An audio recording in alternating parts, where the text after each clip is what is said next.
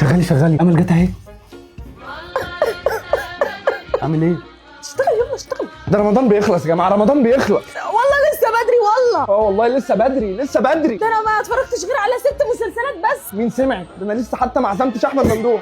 احمد ممدوح مين؟ احمد ممدوح لا اله الا الله. هيزعل مني، ده كان شقي. اهلا يا أحمد ممدوح ده ايه يا شقي. حسام؟ ايه رنا صوتكم عالي كده ليه؟ الحقونا رمضان بيجري امل. اه والله بيجري مننا وبيفرق. ايوه مش فاهمه برضو ايه المشكله. لا امسك نفسك بقى. انا زعلت. انا كمان زعلت. ايه ده العيد جاي ولا ايه؟ ايوه يعني ايه برضو؟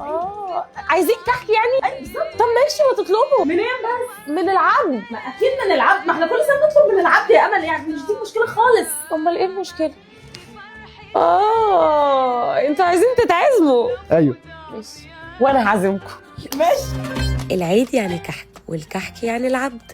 العبد هو اصل كل حاجه. فتحت ابلكيشن العبد وطلبت كل حاجه انا محتاجاها للعيد. اول ما تفتح العلبه كده هتشم ريحه السمنه البلدي في كل حاجه. علبه المشكل دي بقى فيها كحك وبيتي فور وبسكوت وغريبه وكوكيز، وكمان طلبت كوكيز مشكلت تويست وبسكوت مشكلت وغريبه باللوز. طعم الكوكيز المشكلت دي حلوه قوي، اما الغريبه والبيتي فور بيدوب، والبسكوت المشكلت ده لازم تجربوه. اما كحك العبد فما فيش حد يختلف عليه. احمد ممدوح بقى لو كان كلب بتاع ده. يا عم بقى